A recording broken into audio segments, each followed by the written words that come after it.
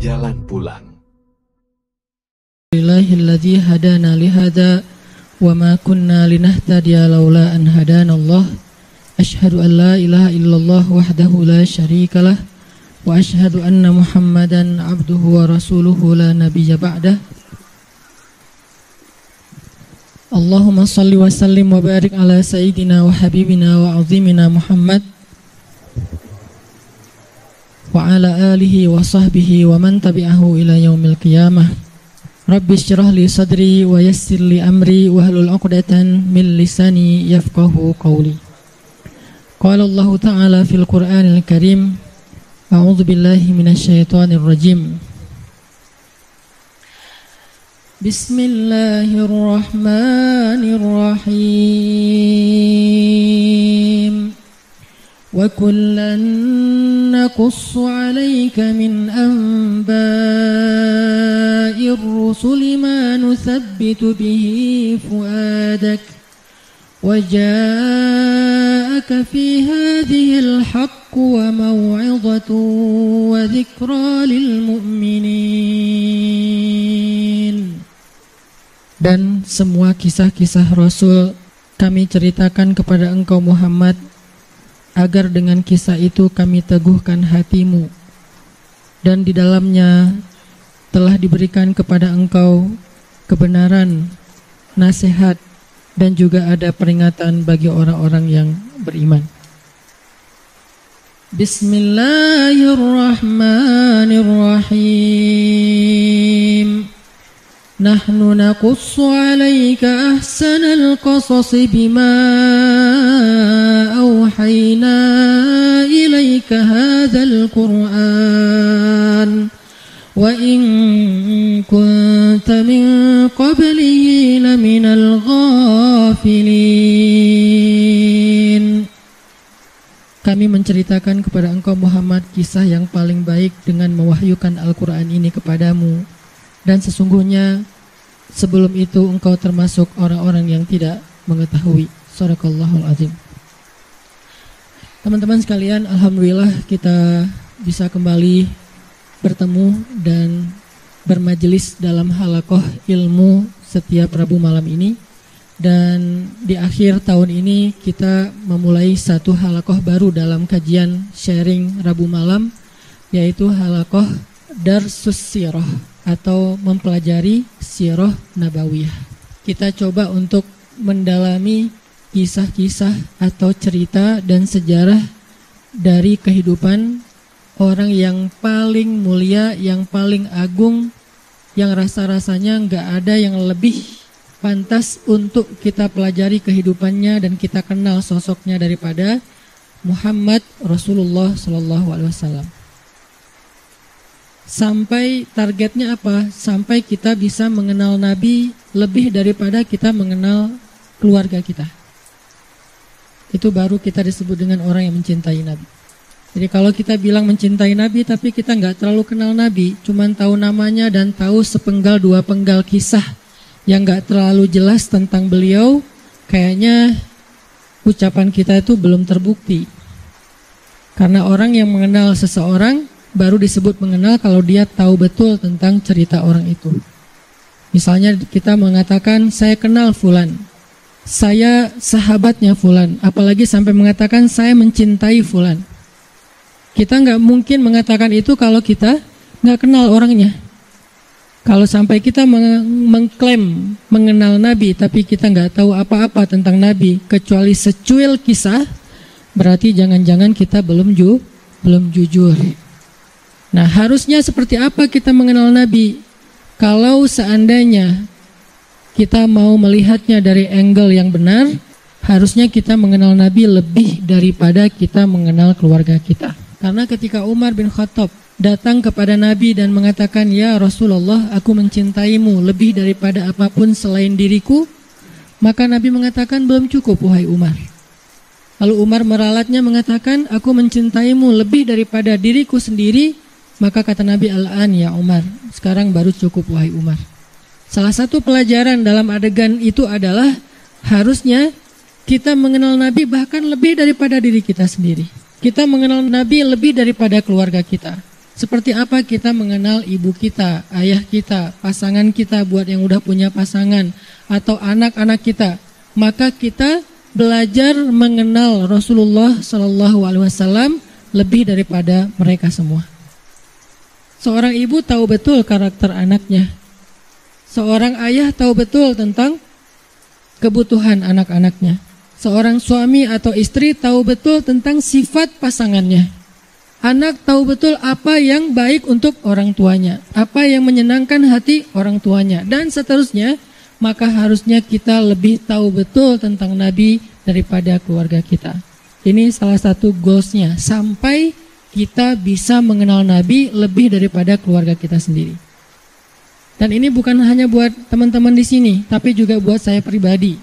Sambil saya menyampaikan, karena ini bukan dari saya hanya menerjemahkan bacaan dan wawasan yang saya dapatkan, baik ketika dulu masih belajar di Al-Azhar maupun sampai sekarang karena jadi murid itu seumur hidup terus belajar ke dalam bahasa yang mungkin mudah-mudahan bisa lebih mudah kita pahami tentang sirah Nabi.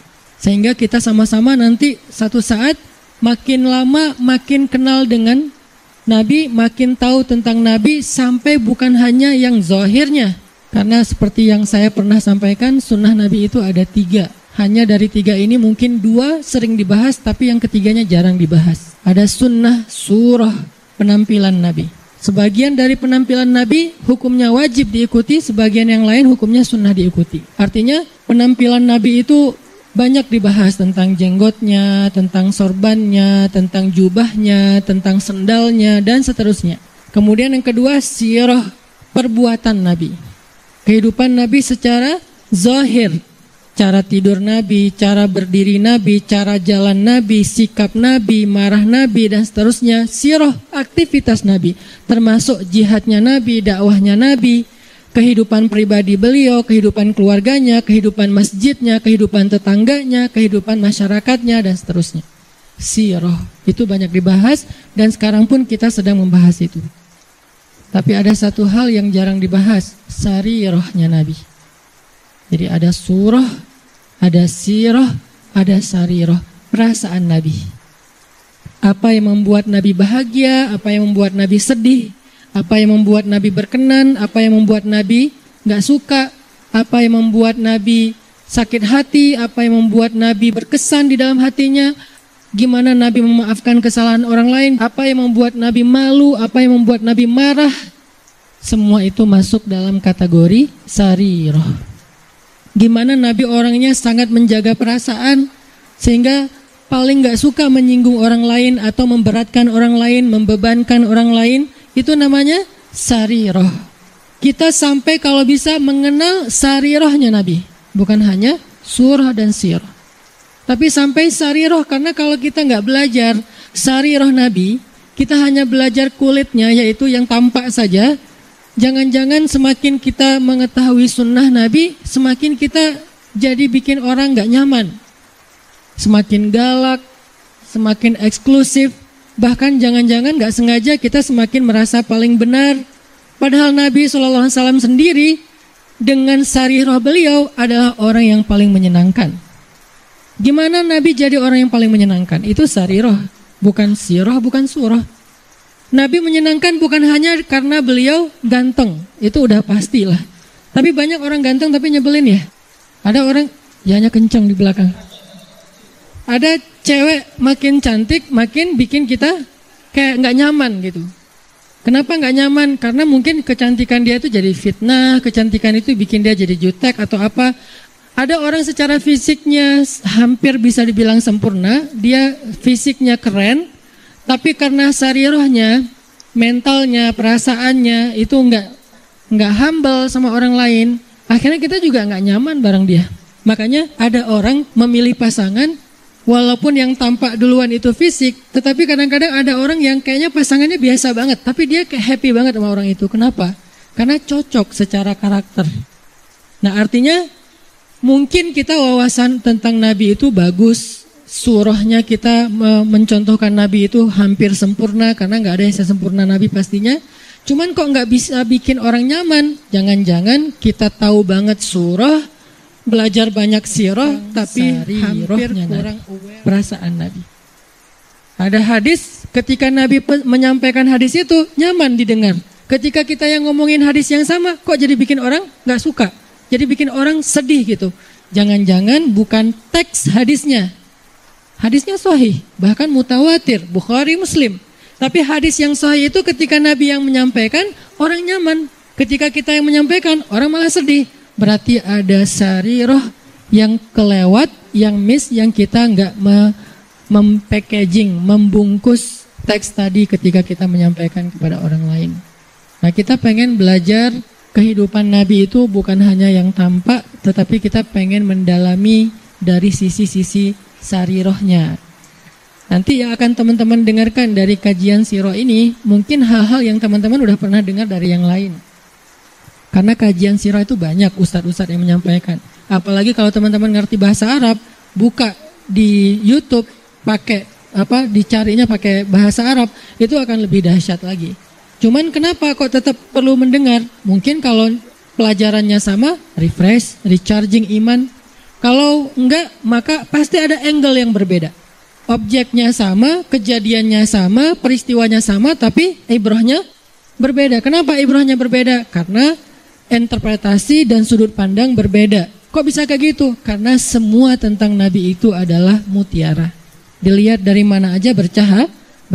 Ada yang cahayanya dari sebelah sini. Wah, saya lihat dari sini ada ibrah, pelajaran penting, petunjuk hidup.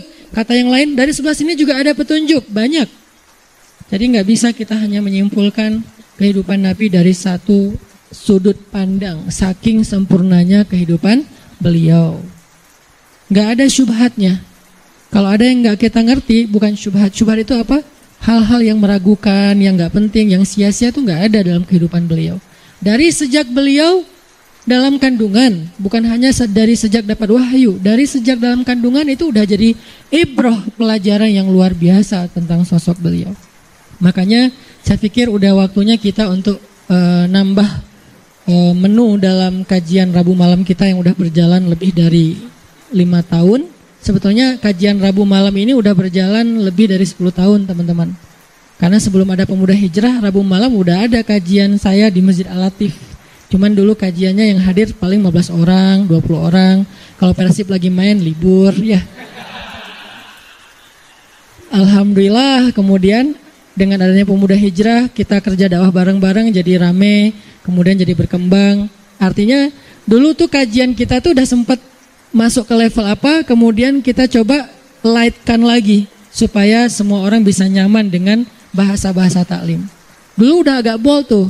Makanya saya bilang dulu kajian kita tuh membahas tentang rijal, para tokoh-tokoh kesatria Islam. Saya pernah bahas Ikrimah, anaknya Abu Jahal, seberapa kerennya Ikrimah.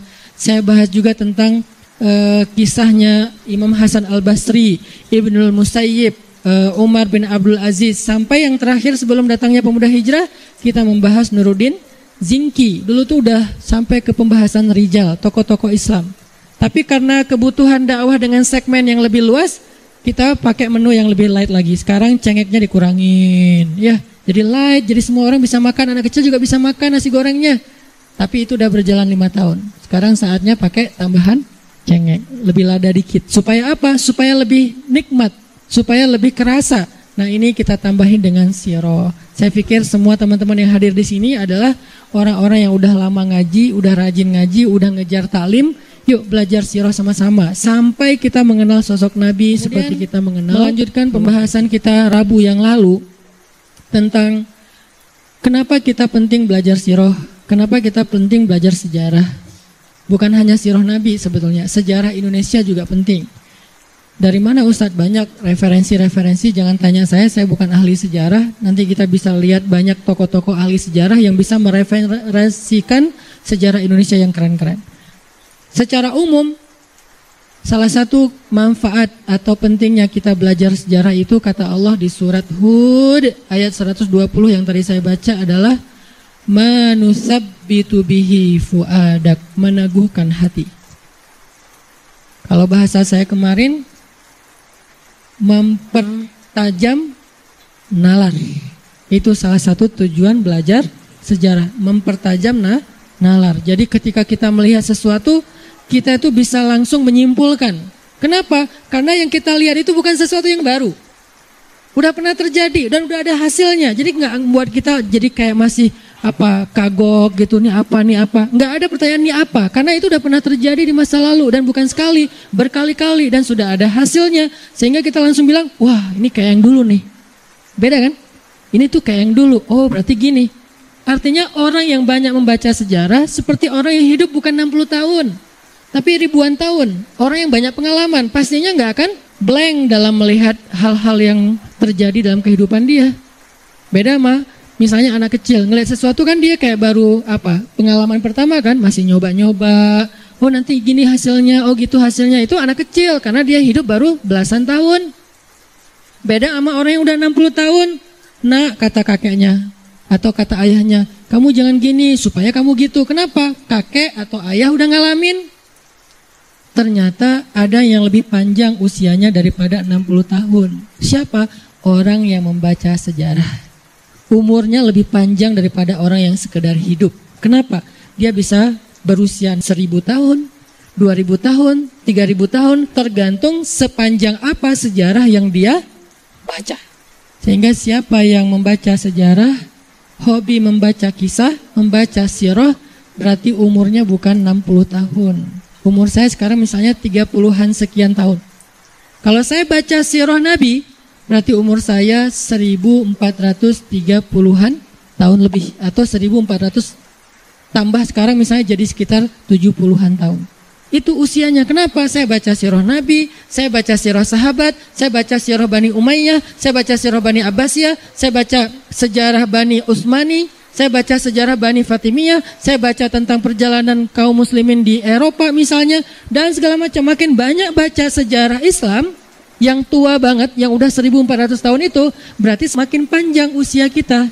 Seperti orang yang sudah hidup ribuan tahun, artinya dia punya pengalaman yang banyak. Pengalaman itu membentuk pola pikir. Pola pikir itu menjadi guidance dia dalam mengambil sikap terhadap kejadian-kejadian dalam kehidupan dia. Itu pentingnya sejarah. Sehingga kalau ada orang yang masih bingung, kenapa ya? Pertanyaan itu berarti pertanyaan yang jarang baca sejarah. Kenapa ya umat Islam kayak gini? Kenapa ya kita kayak gini? Kenapa ya kita susah bangkit? Kenapa ya kita, dan segala macam. Pertanyaan kenapa? Karena dia kurang analisa. Memang kita tetap butuh menganalisa realitas yang membaru. Tetapi semua itu tidak akan lepas dari pola kejadian sejarah. Hanya dia secara detailnya ada hal-hal yang memang baru. Tapi secara garis besarnya itu tuh pernah terjadi. Baik dalam kasus personal, keluarga, bahkan bangsa. Sehingga ketika terjadi lagi orang yang hidup dalam sejarah, dia nggak akan heran. Dan dia nggak akan kebingungan menentukan sikap. Saya harus sikap kayak gimana? Saya harus berpihak ke siapa? Saya harus mengingkari siapa? Nggak akan kebingungan. Kenapa? Dia udah pernah baca sejarah. Tapi orang yang kehilangan akar sejarah, kata banyak pembicara ya, maka dia kehilangan referensi bersikap. Sehingga dia nggak tahu lagi apa yang membuat dia harusnya pride, yang membuat dia bangga, kemudian pede, kemudian visioner. Karena dia nggak punya lagi referensi tentang itu di dalam kehidupannya. Nggak ada referensi, nggak ada sejarah. Itulah yang diputuskan oleh orang-orang yang tidak senang dengan Islam. Diputuskan akar sejarah. Diputuskan akar, baik itu akar sejarah agama maupun akar sejarah kebangsaan kita. Diputuskan aksesnya. Supaya kemudian kita tumbuh sebagai orang yang bingung. Lalu dalam kondisi yang masih blank itu diisilah dengan pola-pola baru, diisilah dengan konten-konten baru yang membentuk pola pikir, kemudian membentuk sikap. Akhirnya jadi kita tanpa sadar ngikutin sikap yang diarahkan oleh orang lain. Dibentuk dengan apa? Bahkan karena mereka pun gak punya sejarah, dibentuklah dengan fiksi. Akhirnya muncullah generasi yang wannabe-nya bukan wannabe orang yang sukses pada masa yang dahulu. Wannabe-nya sesuatu yang sifatnya cuman cerita hayalan. Kamu mau jadi apa? Mau jadi superhero. Kamu mau jadi apa? Aku mau mengalahkan Thanos yang udah dapat 4 batu. Sampai sikapnya muncul rasa berpihak dan tidak, itu tergantung dari apa yang dia dapatkan lewat referensi fiksi. Referensinya aja fiktif.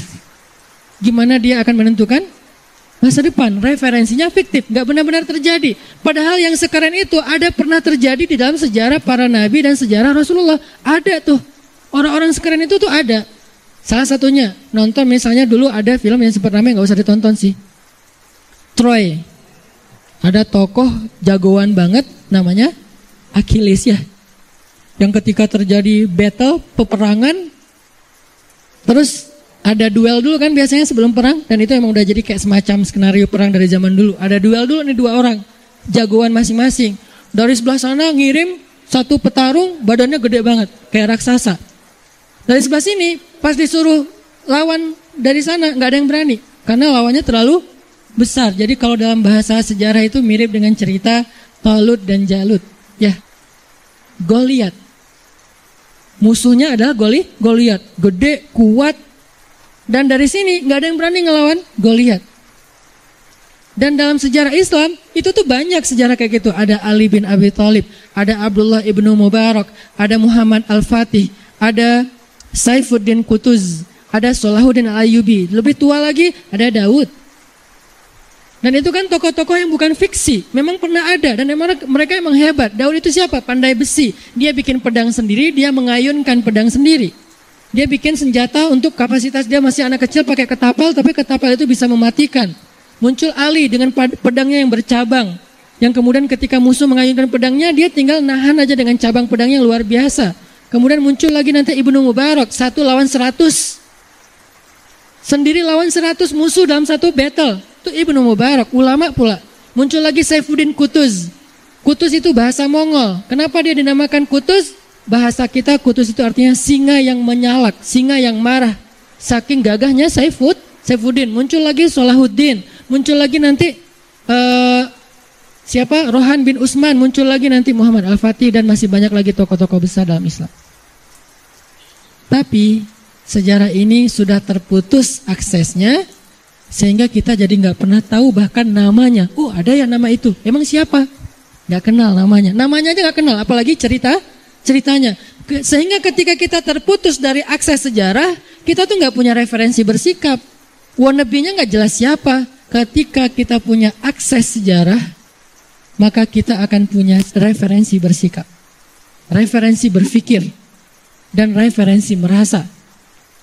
Dan itulah yang akan menentukan jati diri kita. Tapi kalau kita kehilangan akar sejarah, lalu mengekspresikannya dengan hal-hal yang sifatnya lucu-lucuan, mengekspresikan dengan hal-hal yang sifatnya hanya hiburan saja, apalagi bahkan kita menjadikan fiksi sebagai referensi, kan parah ya. Masa fiksi jadi referensi? Sementara yang benar-benar terjadi kita abaikan, yang fiksi kita jadikan referensi. Kebenaran ditentukan dengan dialog di film. Kita kopas lalu jadi quote, life hacks kita. Kan ini agak bermasalah sebetulnya. Masa life hacks kita dialog film fiksi? Harusnya life hacks kita itu dialognya para nabi. Seperti ketika Nabi Yakub alaihissalam dimarahi oleh anak-anaknya, putra-putranya sendiri. Ayah itu nggak adil sama kami, ayah itu pilih kasih, ayah itu begini. Berbagai macam tuduhan mereka kepada Nabi Yakub dan Yusuf.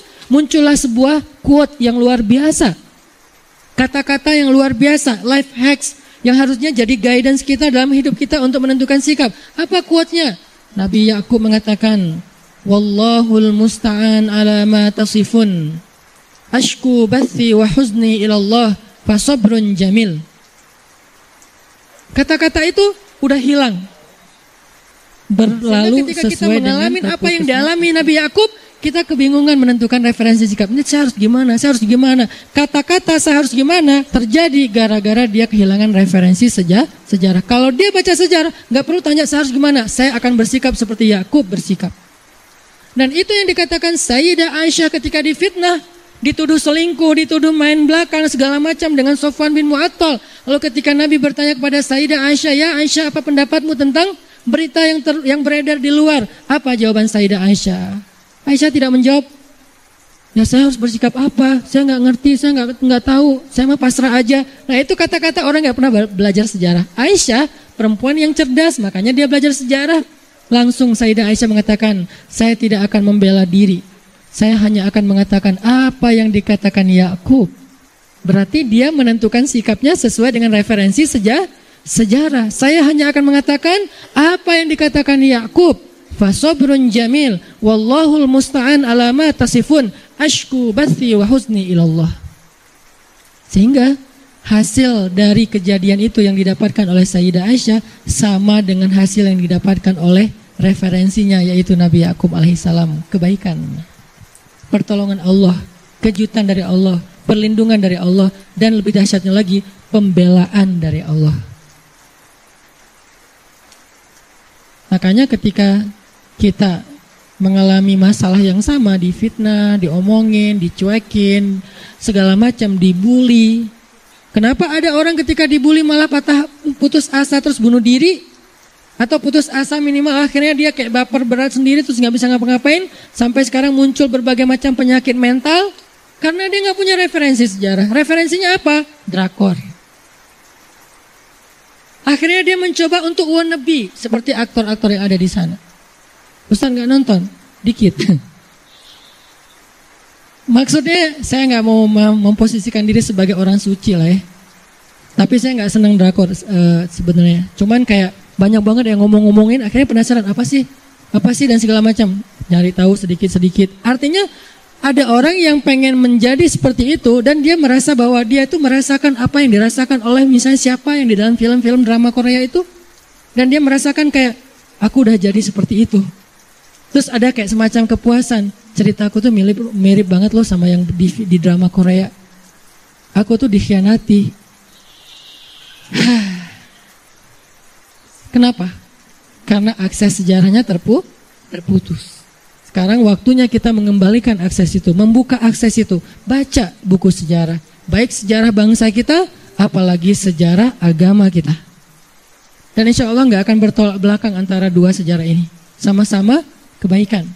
Cuman tetap kalau sejarah bangsa kita ratusan tahun, kalau sejarah agama kita ribuan tahun. Karena agama kita itu bukan cuma sejarah Nabi Muhammad, tapi juga sejarah para anbiya dari Nabi Adam, Nabi Nuh dan seterusnya. Berarti kita udah kayak hidup puluhan ribu tahun. Pengalaman kita coba. Kan dahsyat baca sejarah itu. Salah satu, bahkan para ulama mengatakan sejarah itu adalah wawasan para raja. Dulu raja-raja itu memang mereka punya satu pelajaran wajib selain geografi ya. Karena itu disebut dengan Thaqafatul Muluk, wawasan para raja. Kurikulum raja lah. Di zaman-zaman Islam masa kejayaan dulu kan anak-anak yang calon raja dari keturunan raja, biasanya kan keturunan tuh. Mereka udah punya sekolah sendiri dan salah satu kurikulum wajib calon raja selain kemampuan fisik, militer segala macam, mereka harus belajar filsafat, bahasa, geografi, sejarah, wajib. Kenapa filsafat Ustadz? Cara berpikir kritis. Kenapa sejarah Ustadz? Punya pengalaman. Sehingga ketika dia jadi raja, dia tuh gak culun. Kok bisa usia 14 tahun jadi raja, tapi kayak pengalamannya udah jadi raja sekian ribu tahun? Karena dia baca sejarah raja-raja. Sehingga apa yang dialami oleh pendahulunya, seolah-olah pernah dialami oleh dia. Dan dia gak bingung lagi menentukan sikap. Itu kenapa sejarah itu menjadi wajib bagi calon raja dulu. Geografi, kenapa? Ini ekspansi. Geografi itu bukan soal pembagian wilayah, tetapi juga bagaimana ekspansi kekuasaan. Itu inti dari geografi yang mereka pelajari. Bahasa, kemampuan berdiplomasi dan segala macam, kemampuan mempengaruhi, eksis di sosial media mereka. Sosial media mereka itu adalah tempat-tempat bertemunya para tokoh, eksis dalam FGD, eksis dalam meeting, eksis dalam kongres. Kemampuan berbahasa, menjelaskan dan berargumentasi, itu adalah wawasan para calon raja. Salah satu di antara sekian banyak wawasan calon raja itu adalah sejarah. Jadi nggak sesederhana yang kita pikir, ini mah cuman bidang ilmu bagi yang seneng doang. Saya tuh aslinya nggak seneng sejarah. Aku tuh kan orangnya move on, nggak melihat masa lalu. Salah. Sejarah itu bukan cuma masa lalu kita diputusin tanpa alasan. Itu sejarah apa? Sepele banget lah, itu receh. Itu aja bisa mempengaruhi sikap kita kan? Akhirnya kita nggak gampang percaya orang. Gara-gara apa? Pernah percaya banget sama orang tapi ternyata dia kayak mengkhianati kita. Kan berarti terpengaruh oleh sejarah masa lalu kita pribadi. Padahal ada sejarah yang lebih dahsyat dari sekedar masalah itu. Jadi sejarah bukan salah satu cabang ilmu atau wawasan atau bacaan, tergantung hobi. Sejarah itu tentang diri kita. Sejarah itu adalah yang membentuk pola pikir dan sikap kita. Dan kalau pola pikir dan sikap sejarah ini kemudian menjadi pola pikir dan sikap bangsa, kebayang nggak tuh bangsa ini jadi apa? Bukan pola pikir dan sikap individu, satu di antara sekian banyak orang Indonesia, enggak. Mayoritas orang Indonesia tahu sejarah bangsanya, tahu sejarah agamanya yang luar biasa, tahu sejarah Islam itu yang paling berjaya di muka bumi. Ketika mayoritas kaum muslimin di Indonesia, terutama anak muda, tahu sejarah Islam, itu ngeri loh hasilnya, dahsyat banget. Kebangkitan itu nggak bisa dibendung. Dan dia nggak akan gampang terpengaruh oleh berbagai macam fitnah, oleh berbagai macam berita-berita yang kemudian menjadikan agamanya justru sebagai tersangka atau antagonis. Nggak bisa. Dia tahu sejarahnya. Nggak bisa agama Islam itu dijadikan sebagai tersangka, objek fitnah, apalagi jadi tokoh antagonis. Masa Islam dan tokoh-tokoh Islam jadi Thanos? Nggak bisa. Karena dia tahu dia tuh bukan Thanos, dia tuh bukan penjahat, dia tuh bukan Joker. Walaupun ada alasan, enggak. Islam itu keren banget dan dia tahu sejarahnya. Sehingga gimana pun orang mencoba untuk ngegoreng tentang agamanya, tentang bangsanya, tentang apa keislamannya, nggak akan terpengaruh. Orang bacaannya tuh banyak, bacaannya tebal-tebal dan dia tahu banget sejarahnya. Dia bisa meneliti bahwa itu kenyataan, bukan sekedar fiksi. Ada runut riwayat informasi yang jelas sehingga dia nggak akan terpengaruh. Salah satunya terbangkitlah giroh, hamasah masa lalunya. Kita perlu tahu tentang sejarah itu. Ada orang yang tahu sejarah nasab dirinya aja, kadang-kadang jadi pede kan. Saya itu bukan orang biasa, saya tuh ningrat. Ada yang kayak gitu kan? Kalau saya rakyat jelata sejarah saya. Tapi rakyat jelata ini rakyat jelata yang pejuang. Saya tahu kakek saya pejuang, saya tahu ayah dan ibu saya pejuang, bukan pejuang kemerdekaan mungkin ya. Tapi pejuang keluarga yang mereka itu nggak pernah give up dengan semua masalah kita yang rumit. Sehingga itu tuh menjadi spirit buat saya. Kalau ibu saya aja pejuang, masa saya jadi orang yang malas-malesan dan gampang menyerah? Nggak bisa. Karena saya punya sejarah. Sesederhana itu aja berpengaruh loh. Gimana dengan sejarah yang bukan keluarga kecil saya? Sejarah agama dan bangsa saya. Indonesia itu punya sejarah yang dahsyat. Kita nggak hanya bisa bangga dengan Islam, tapi juga kita bangga dengan nasionalisme kebangsaan kita yang punya sejarah perjuangan yang bahkan bisa mengusir negara-negara dan bangsa-bangsa yang kuat di dunia dengan kekuatan kita yang seadanya, tapi bisa. Kenapa? Karena kita punya sejarah. Nah, itulah kenapa Allah mengatakan, kami kisahkan kepadamu kisah-kisah para nabi, kata Allah ya. Wa kullan naqussu 'alaika min amba'ir rusul. Semua kisah-kisah Rasul itu kami kisahkan kepadamu Muhammad, manusabbitu bihi fuadak, untuk meneguhkan pendirianmu wahai Muhammad. Punya sikap. Kenapa Nabi Muhammad akhirnya punya sikap, nggak bingung, ini gimana ya? Jawabannya ada di masa lalu, bukan di masa sekarang. Ketika Nabi Muhammad dimusuhi oleh kaumnya, belajarlah kepada Nuh, belajarlah kepada Musa. Ketika Nabi Muhammad malah kayak dikomplain oleh kaumnya sendiri, oleh sahabatnya sendiri, orang-orang Ansor, Nabi Muhammad mengatakan, rahimallahu akhi Musa, laqad udhiya aktsara min hadza fasabara. Allah merahmati saudaraku Musa. Lihat sikap sejarah. Allah merahmati saudaraku Musa. Dia pernah difitnah dan disakiti lebih dari ini dan dia bersabar. Sehingga aku juga akan bersabar seperti dia. Ini namanya sikap sejarah. Nabi aja mengambil sikap dari pendahulunya. Siapa kita yang mau menentukan sikap sendiri tanpa ada referensi? Nabi aja tuh udah paling sempurna. Manusia yang gak ada lagi pembandingnya. Masih mengambil sikap dari referensi sejarah pendahulunya. Nabi Musa, Nabi Nuh. Salah satu tujuan Nabi Mi'raj ke langit apa? Ketemu para nabi kan di setiap langit. Dan para nabi itu bukan cuma ketemu say hi udah gitu. Kayak udah pelukan pergi. Enggak. Mereka bercerita. Wahai Muhammad saudaraku, kata Musa, aku dulu pernah diuji begini.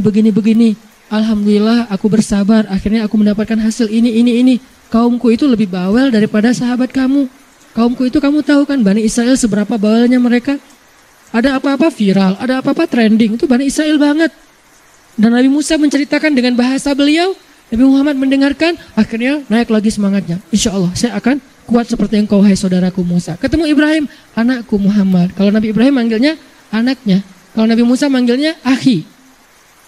Kalau Nabi Ibrahim memanggilnya ibni, ahlan bibni solih wan nabiyyis solih. Selamat datang anakku yang soleh dan nabi yang soleh. Itu sapaan Ibrahim di Baitul Ma'mur ketika ketemu dengan Nabi saat Mi'raj.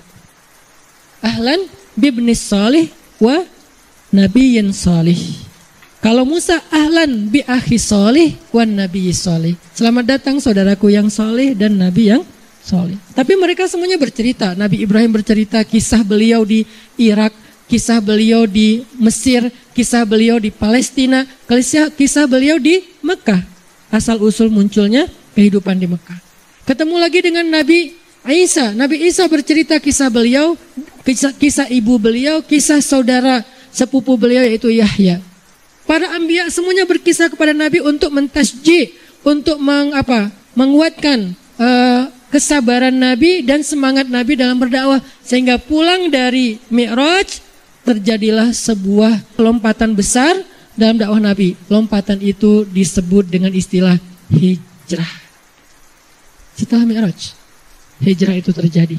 Nabi langsung prepare. Kita akan hijrah ke Madinah. Apa preparationnya? Bawa orang-orang haji yang datang dari Madinah. Waktu itu udah ada haji walaupun belum ada syariat Islam, tapi haji versi zaman jahiliyah. Kumpulkan mereka. Saya mau mengajak mereka masuk Islam. Lalu mereka dibaiat. Setelah baiat mereka ditarbiyah. Beres tarbiyah mereka pulang lagi ke negerinya. Siapin kebutuhan-kebutuhan untuk Nabi berhijrah. 2 kali baiat. Aqabah 1, Aqabah 2. Tahun berikutnya Nabi hijrah.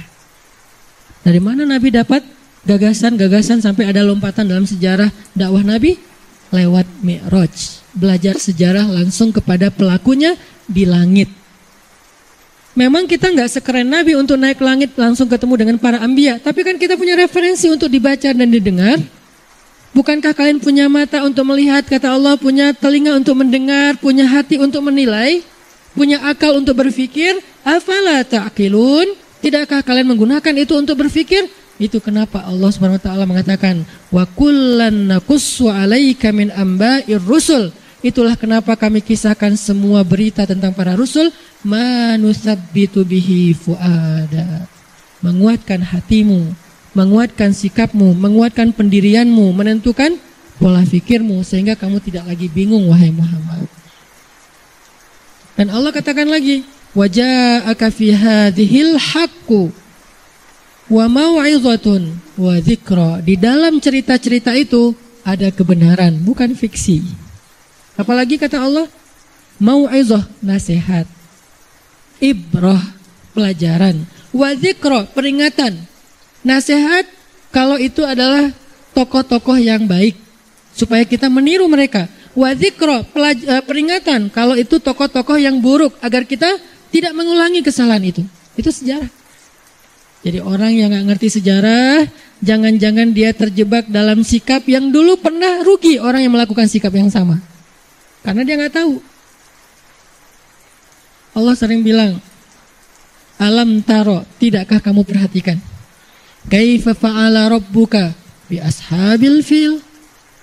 Alam yaj'al kaidahum fi tadlil? Wa arsala alaihim tayran ababil? Tarmihim bihijaratin min sijil? Faja'alahum ka'asfim ma'kul. Tidakkah kalian perhatikan bagaimana Allah memperlakukan ashabul fil, pasukan gajah? Allah kirimkan untuk mereka burung-burung kecil yang membawa batu yang panas, lalu mereka melempari pasukan itu dengan batu-batu itu dan membuat mereka seperti daun-daun yang dimakan ulat. Apa di sini pelajarannya? Bukan cuma menikmati nostalgia sejarah pasukan gajah, tapi mengambil pelajaran dari adegan-adegan sejarah itu. Pelajaran gampangnya gini, jangan seperti mereka ya, itu maksudnya. Jangan seperti pasukan gajah ya, jangan seperti siapa? Abraha ya. Apa sikap yang salah dari Abraha sehingga kita harus jadikan itu peringatan untuk tidak kita ulangi? Sikapnya apa?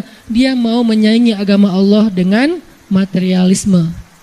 Dia bangun sebuah rumah ibadah yang paling megah, terbuat dari emas, permata, zamrud, segala macam, sampai berharap dengan rumah ibadah yang megah ini, yang secara arsitektur dia futuristik banget, orang berbondong-bondong datang ke tempat ini dan meninggalkan Ka'bah yang cuma persegi 4 sederhana, gak terlalu canggih secara desain menurut Abraha. Ternyata nggak berhasil. Orang tetap aja pergi ke Ka'bah dan rumah yang dia bangun menghabiskan budget sekian emas dan perak, ternyata nggak mendatangkan orang banyak. Malah orang datang ke sana malah membandingkan, oh ini bagus sih, tapi nggak menarik ya, pergi aja. Akhirnya Abraha kan sebel ya, ilfil gitu, bete dia, kenapa ya saya udah ngabisin budget anggaran habis-habisan buat ngebangun sebuah bangunan yang megah, tapi malah nggak mendatangkan orang untuk meninggalkan Ka'bah. Malah orang nggak beralih dari Ka'bah ke Ethiopia. Tetap aja Ka'bah lebih ramai daripada Ethiopia. Marah. Banyak orang yang mencoba untuk melakukan hal yang sama dengan bentuk-bentuk yang berbeda untuk untuk memadamkan cahaya Allah. Yuriduna liyutfi'u nurallah wallahu mutimmu nurihi walau karihal kafirun. Mereka pengen memadamkan cahaya Allah, sedangkan Allah menyempurnakan cahayanya walaupun orang-orang kafir itu tidak suka. Itu pelajarannya. Pengen memadamkan dengan berbagai macam cara. Sehingga kalau kita baca sejarah surat Al-Fil, suratnya rata-rata kita hafal. Harusnya jangan hanya dilantunkan dalam sholat, hanya dilantunkan dalam tilawah, tapi kita ambil itu sebagai sebuah sikap. Jangan sampai saya mendukung Abraha modern. Siapa Abraha modern? Yang ingin memadamkan cahaya Allah, ingin memadamkan agama Allah, ingin memadamkan dakwah fi sabilillah dengan cara-cara mereka. Pertama caranya membangun pengaruh, pengen lebih eksis. Gak bisa, akhirnya pakai cara kasar ya. Gak bisa dengan membangun pengaruh dengan materialismenya, dengan kemegahannya, dengan segala macam pamor-pamornya. Gak berhasil dengan cara itu. Mendistract perhatian dunia dari Ka'bah menuju ke Ethiopia, nggak berhasil. Akhirnya dia pakai cara kasar karena udah putus asa. Rata-rata emang gitu. Cara kasarnya apa? Memerangi Ka'bah langsung.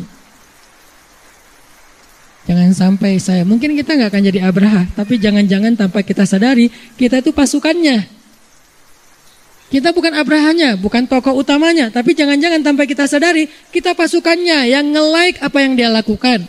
Yang nge-repost apa yang dia lakukan, yang men-story apa yang dia lakukan, yang bahkan kadang-kadang ikut mendebat, membela di komen-komen apa yang dia lakukan. Kan berarti kita termasuk ashab, bukan Abrahanya. Karena ayat itu bukan tentang Abraha, tapi tentang ashabnya, pengikutnya, orang-orang yang nge-following dia. Itu pentingnya belajar sejarah.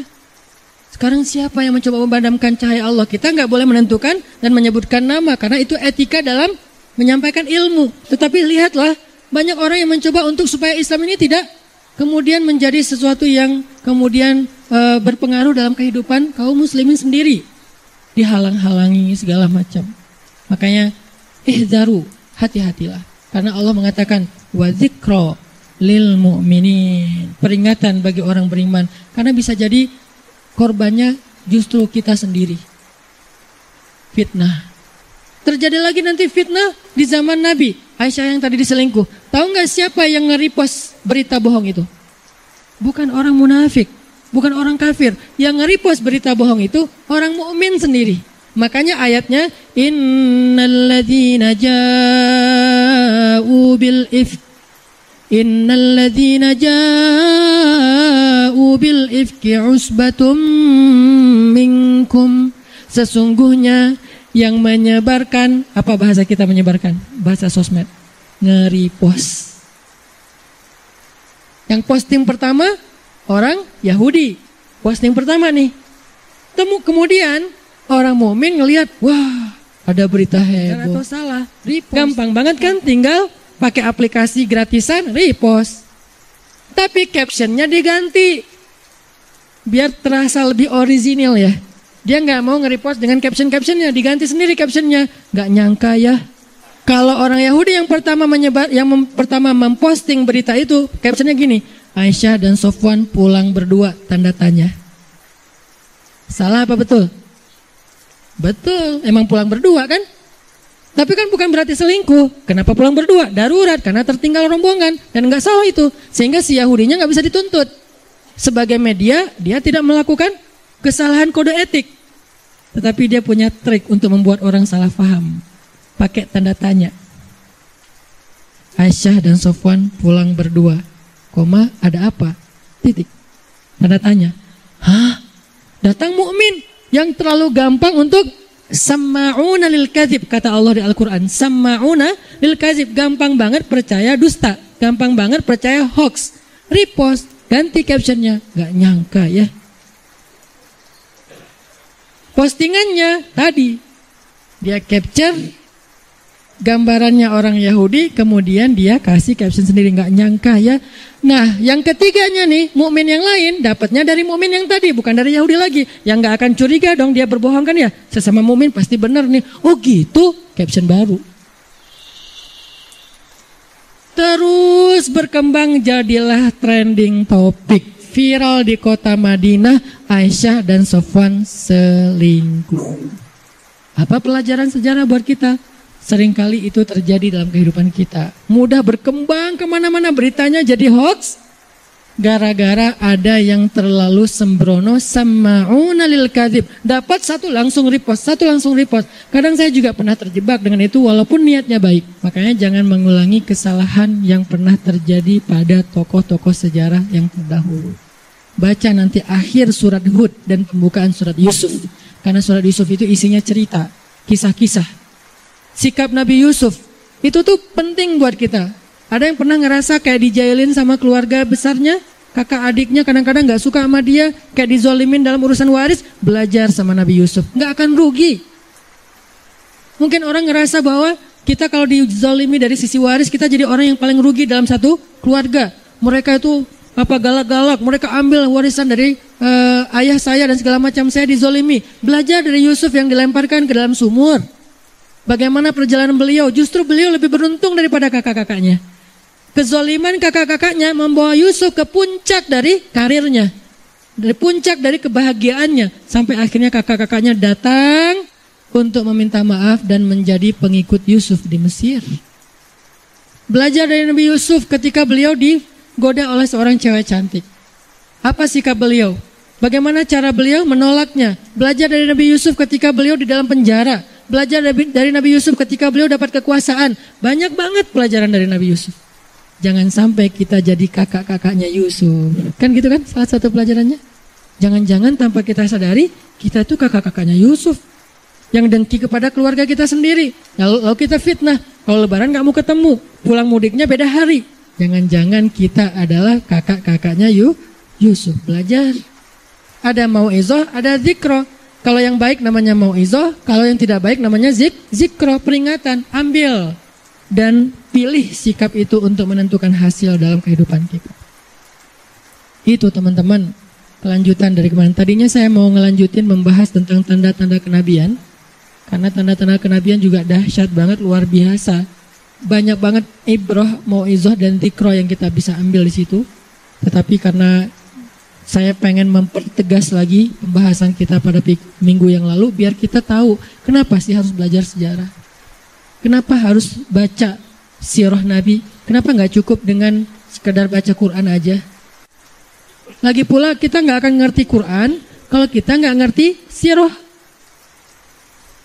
Orang yang baca Al-Quran cuman terjemah, nggak baca sirah, itu kayak baca sebuah teks, baca sebuah surat dari orang yang dia nggak kenal. Beda tuh. Pernah nggak baca teks chat dari orang yang kita nggak kenal, cara ngomongnya, intonasinya? Kita baca dengan intonasi kita kan? Misalnya kita baru kenal teman nih di grup, kumpul yuk. Ya. Ada yang jawab ya. Padahal dia kalau jawab ya. Tapi kita ya. Kan beda kan? Kasar banget sih ya, nggak pakai titik-titik, nggak pakai emoticon. Dia emang terbiasa orangnya. Kalau teks itu dia nggak terlalu banyak gimmick ya. Kan ada orang teks tuh gimmicknya banyak kan. Ada yang kadang-kadang overdosis, bunga-bunga, kaktus, segala macam masukin ke teks. Ada yang kayak gitu overdosis tuh. Ada yang minimalis, teks aja nggak pakai titik-titik. Kalau saya masih pakai titik-titik sekarang. Maksud saya tuh titik-titik itu membuat intonasinya itu rata gitu. Ya. Kalau ada juga yang pakai caps lock, YA, kayak singkatan gitu. Kemudian tanda seru 3. Iya, kan gitu kan ya. Nah ini ada orang kadang-kadang saya pernah, nggak semua orang tuh ngerti fungsi caps lock, nggak semua orang ngerti fungsi tanda seru. Kalau kita nggak kenal dia, kita pikir dia kasar. Padahal enggak, dia nggak ngerti. Saya pernah ngechat teman saya, beliau di daerah lah, mungkin, dan beliau bukan anak muda, jadi orang yang mungkin mengenal teks ini dengan handphone nggak terlalu akrab lah ya. Artinya dia ngetik apa yang dapat aja. Mungkin pas dia mencet nggak sengaja kepencet caps lock sih ya, shift gitu kan. Udah gitu dia ngetik aja. Ini gimana matiin caps locknya? Udahlah, krim aja gitu. Pak, ini ada gini nih. Oh iya, boleh. Tapi semuanya caps lock, tanda seru. Ada yang pakainya S-nya jadi Z. Zaya. Apa lagi nih? Nah ini kalau kita nggak kenal orangnya nih, kita pasti seuzon kan? Tapi kalau kita udah kenal orangnya, dia emang gitu orangnya. Emang gitu dia. Kan gitu kan ya? Karena kita tahu orangnya, kita nggak akan ilfil, kita nggak akan jadi salah sangka. Karena kita tahu orangnya, oh dia nggak ngerti caps lock, dia ngerti tanda seru. Kadang-kadang ada yang ngirimnya emoticon yang harusnya itu cewek ke cowok, tapi cowok ke cowok agak geli kan? Masa emoticon kiss? Kan astagfirullahaladzim. Dia salah pencet. Dia pikir itu kayak oh ya, anak uhibbuka fillah gitu kan, love gitu kan, uhibbuka fillah, love-nya di matanya jadi love gitu kan ya, uhibbuka fillah pakai love. Oh ya, gelah sih sebetulnya. Tapi ya orangnya nggak ngerti ya, makanya kita mungkin teman-teman kita orangnya kan santai gitu, orangnya tuh kayak anak-anak muda biasanya nggak terlalu lebay gitu kan ya. Oh ya makasih apa misalnya. Tapi ada yang makasih ya, masya Allah apa segala macam. Kok dia ekspresi banget sih? Nah kita harus tahu orangnya dulu, baru kita mengenal maksud dari teksnya. Maka untuk memahami Al-Quran dan Sunnah berbentuk teks, kita harus paham sirah. Kalau enggak kita nggak akan ngerti maksudnya. Pernah terjadi kesalahpahaman itu dulu di zaman tabi'in. Tabi'in itu artinya nggak ketemu Nabi kan? Nggak tahu ketika wahyu itu turun ada kejadian apa, taunya cuma teks, sama kayak kita, cuman mereka ketemu sahabat. Dalam satu peperangan, kaum muslimin terdesak sama musuh, orang-orang Persia. Sehingga ketika terdesak, ada seorang laki-laki tabi'in itu berarti generasi kedua, yang nggak ketemu Nabi, nggak tahu sejarah Al-Quran turun, dia pakai ayat. Wahai kaum muslimin, janganlah kalian mencelakai diri kalian sendiri. Kita udah terdesak, mending kita mundur aja, kita pulang aja. Karena Allah berfirman, mulai dia pakai ayat. Allah berfirman, wala tulqu biaidikum ila tahlukah. Janganlah kalian mencelakai diri kalian sendiri. Kebenaran qadarullah di situ masih ada beberapa orang sahabat yang tahu sejarah ayat itu. Dipukul dia sama sahabat. Buruk sekali pemahaman kamu terhadap Al-Quran. Kamu malah menurunkan semangat orang untuk mencari kebaikan di sisi Allah. Ayat itu turun ketika kami, nah mulai bahas sejarahnya, ketika kami justru meletakkan senjata kami, menjual pedang-pedang kami, tidak mau lagi berinfak fisabilillah, turunlah ayat wala tulqu biaidikum ila tahlukah. Kebalikannya, ternyata maksud ayat itu janganlah kalian mencelakai diri kalian sendiri dengan cara berhenti berjihad. Sedangkan tabi'in tadi memahaminya, udah berhenti aja, jangan perang lagi biar kita gak celaka. Kata Allah justru jangan berhenti. Kalau kalian berhenti, kalian mencelakai diri sendiri. Kebalikan kan? Kenapa bisa pemahamannya terbalik? Gara-gara gak paham sejarah ketika ayat itu turun. Makanya dipukul dengan pukulan yang tidak menghina atau menyakiti. Maksudnya ditegur gitu. Jelek sekali, salah sekali pemahaman kamu tentang ayat itu. Dulu ayat itu turun kepada kami karena kami sudah menjual pedang kami. Kenapa menjual pedang? Karena merasa kaum muslimin sudah besar, jihad udah nggak perlu lagi, nggak perlu lagi ada militer, nggak perlu lagi ada prajurit. Kita ini udah besar, kita ini udah berkembang, Islam itu udah ada di mana-mana, sehingga kita jual senjata kita. Dalam sejarah Islam, laki-laki tanpa senjata itu nggak ada izahnya dalam sejarah senjata dan tahu menggunakan senjata. Tetapi dia juga ada guidance, ada fikih cara membawa senjata. Nggak boleh dia membawa senjata ke tempat umum karena itu bisa menyakiti orang lain tanpa sengaja, gitu-gitulah. Yang jelas kami jual pedang kami.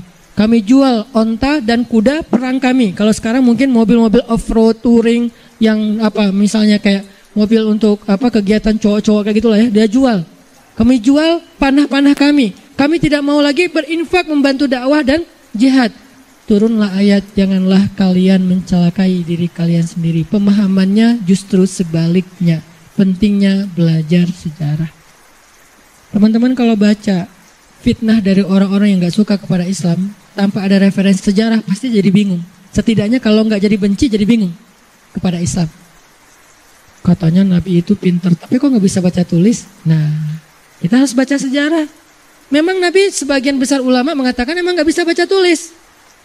Tapi pada masa itu bukan aib. Kenapa bisa gitu? Karena tren belajar pada masa Nabi bukan dengan membaca dan menulis. Tapi tren belajar pada masa Nabi itu dengan menghafal, mendengar, menghafal dan meriwayatkan. Maka kecerdasan Nabi bukan membaca dan menulis. Kecerdasan Nabi itu adalah mendengar, langsung hafal. Satu Al-Quran ketika diturunkan oleh Jibril, 1 juz. Surat Al-An'am, surat terpanjang di Al-Quran yang diturunkan sekaligus. Al-Baqarah panjang tapi nggak sekaligus, dicicil. Kalau Al-An'am panjang dan sekaligus, 1 juz lebih 1 lembar. Berarti 11 lembar. Jibril datang, wahai Muhammad, dengarkan firman Allah. Nabi mendengar. Dibacakan surat Al-An'am sekaligus, 11 lembar, Nabi langsung hafal. Kurang cerdas apa coba? Ada di antara kita yang hafal, yang mendengar 1 juz langsung hafal? Nggak ada. Alif lam mim dzalikal kitabul la raiba fi sampai tilkar rusulu tilka ummatun qad khalat min qablikum dan seterusnya. 1 juz 1, Ustaz, saya udah hafal barusan dengar dari Ustaz. Nggak ada orang yang kayak gitu sedahsyat Nabi tuh. Nabi dengar dari Jibril langsung hafal. Lalu setelah hafal diulangi lagi oleh Nabi di hadapan sahabat. Nggak ada satu huruf pun yang salah. Kita mungkin bisa hafal tapi masih salah-salah. Baca 1 halaman. Wabashiril ladzina amanu wa amilus solihati anna lahum jannat. Dibacakan oleh ibu kita dulu waktu kecil ya. Atau nak dengerin ya mah. Qul ya ayyuhal kafirun la a'budu ma ta'budun. Secerdas-cerdasnya anak hafal. Mah udah hafal. Barusan hafalnya Masya Allah brilian, jenius ya.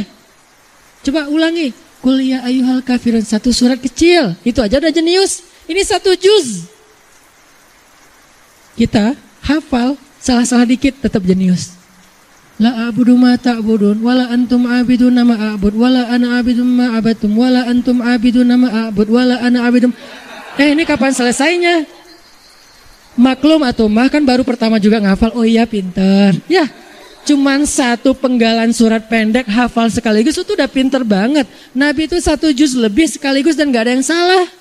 Bukan berarti aib kalau beliau nggak bisa baca tulis, karena tren belajar pada masa itu bukan membaca dan menulis, tapi meriwayatkan dengan cara mendengar lalu menghafal. Tren itu berubah. Masa dulu, masa kita nih, masa saya maksudnya. Tren belajar itu menulis. Datang ke sekolah, nulis. Anak-anak, keluarkan buku catatan. Ya Bu, oh nulis di papan tulis ya. Kadang-kadang ada guru yang kadang-kadang lagi sibuk meeting atau lagi rapat, lagi banyak kerjaan. Dia nulis, dia suruh ketua kelas untuk nulis di papan. Kan gitu kan? Kebiasaan kita waktu kecil ya. Ketua kelasnya nanti tulisannya di bukunya ngambil dari temannya yang paling pintar di kelas. Pinjam catatan lo. Pas lagi keluar istirahat, yang lain pada main, dia lagi ngulangi catatan. Kan kasihan yang disuruh nulis itu biasanya. Siapa yang biasanya disuruh nulis ke papan tulis? Yang paling bagus tulisan. Alhamdulillah saya nggak pernah. Nah tren kita belajar tuh menulis, pergi ke taklim, bawa buku catatan kan. Ternyata tahun 2000-an ke sini trennya berubah lagi dengan rekaman. Anak-anak sekarang belajarnya nyari referensi bukan di perpustakaan, googling, YouTube. Karena memang referensinya memang ada di Google juga sih yang udah berbentuk digital. Mereka bisa cari referensi itu sambil ngafe. Tren itu berubah-ubah. Nah di masa Nabi trennya mendengar dan meriwayatkan. Sehingga nggak disebut sesuatu yang aib kalau nggak bisa baca dan tulis, dan nggak pintar-pintar amat juga kalau bisa baca dan tulis, biasa aja. Yang senang membaca mangga, yang nggak senang juga, yang penting dia ngafal. Dan Nabi itu cerdas banget dengan mendengar, menghafal dan meriwayatkan, sehingga disebut as-shadiqul masduq, orang yang jujur dan dibenarkan, nggak pernah salah dalam menyampaikan berita. Nah kalau kita nggak baca sejarah kan jadi, ya kok bisa gitu ya? Katanya fatonah, cerdas, tapi nggak bisa baca tulis karena kita nggak baca sejarah. Banyak lagi nanti syubhat, tuduhan-tuduhan yang membuat kita kadang-kadang galau dengan keislaman kita sendiri. Kok Islam gini ya? Kok sampai ada gitu ya? Karena kita nggak tahu akar sejarahnya. Mudah-mudahan ini menyemangati kita teman-teman semuanya. Yuk kita baca nih sirah Nabi. Sampai kita mengenal Nabi itu seperti kita mengenal keluarga kita. Kalau nggak bisa lebih dari itu. Idealnya sih lebih dari itu, cuman kan kita realistis juga semampu kita. Minimal seperti kita mengenal anak-anak kita, mengenal kakak-kakak dan adik kita. Gitu banget. Mudah-mudahan dengan kayak gitu, manusabbitu bihi fuadak. Kita sebagai aset bangsa, yaitu pemuda, nggak lagi tumbuh sebagai pemuda yang warnanya warna yang dicat oleh orang lain, tapi sibghah kita, warna kita, warna sejarah.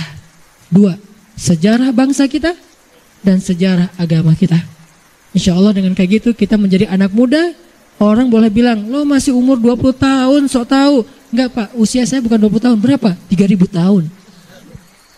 Kenapa usianya 3.000 tahun? Yang dia baca sejarah 3.000 tahun yang lalu, dia tahu apa yang udah pernah terjadi. Jadi bukan anak kecil ingusan yang nggak tahu apa-apa, dia tahu banget karena dia baca sejarah. Maka jadilah dewasa dengan sejarah. Mudah-mudahan bangsa kita akan memiliki masa depan yang lebih baik, karena aset bangsanya adalah aset-aset yang sudah menyejarah, bukan aset yang masih polos yang belum tahu apa-apa. Itu aja yang bisa saya sampaikan hari ini. Mohon maaf belum sempat masuk ke tanda-tanda. Ini saya udah bawa catatan banyak nih tentang tanda-tanda kenabian yang luar biasa. Insya Allah pekan yang akan datang kita akan membahas tanda-tanda kenabian Nabi 40 tahun pertama sebelum dapat wahyu. Karena Nabi itu jadi teladan bukan hanya setelah dapat wahyu, bahkan dalam rahim beliau udah banyak pelajaran yang penting. Kita akan bahas itu insya Allah, sehingga kita bisa mengenal Rasulullah Sallallahu Alaihi Wasallam. Sehingga dengan gitu kita nggak malas lagi berselawat kepada Nabi. Beliau orang yang layak kita puji dengan selawat-selawat kita. Duhai Allah, teguhkanlah hati kami sebagaimana Engkau meneguhkan hati Nabi-Mu, dengan ilmu, dengan pemahaman, dengan kebijaksanaan, dengan kisah-kisah yang telah Engkau ceritakan kepadanya. Maka sampaikanlah juga kisah-kisah yang indah itu kepada kami ya Allah, melalui lisan guru-guru kami, lisan ulama-ulama kami, lisan kiai-kiai kami, lisan ustaz-ustaz kami, lisan habaib-habaib kami, lisan orang-orang yang berdakwah di jalan-Mu. Ajarkan kami tentang keteguhan Nuh alaihissalam, ajarkan kami tentang kesabaran Musa alaihissalam, ajarkan kami tentang semangatnya Isa alaihissalam, ajarkan kami tentang akhlaknya Nabi Muhammad sallallahu alaihi wasallam. Ajarkan kami ya Allah sejarah, kisah-kisah yang bisa membentuk kepribadian kami yang lebih baik, bisa membangun nalar dan pemikiran kami, bisa menentukan sikap-sikap kami, agar kami bisa meneruskan sikap-sikap baik sejarah dan mendapatkan kebaikan-kebaikan yang sama, agar kami bisa terhindar dari sikap-sikap buruk sejarah dan terhindar dari keburukan-keburukan yang sama. Ya Allah, anugerahkanlah untuk Indonesia anak muda yang cinta sejarah, sejarah bangsanya dan sejarah agamanya, agar pemuda-pemuda Indonesia kelak bisa mengulangi kegemilangan-kegemilangan sejarah yang baik itu, agar pemuda-pemuda Indonesia kelak menjadi pemimpin-pemimpin, pahlawan-pahlawan bagi bangsanya dengan semangat sejarah kepahlawanan dari orang-orang yang terdahulu. Rabbana atina fid dunya hasanah wa fil akhirati hasanah wa qina adzabannar. Subhanakallahumma wa bihamdika asyhadu an la ilaha illa anta astaghfiruka wa atubu ilaik. Assalamualaikum warahmatullahi wabarakatuh.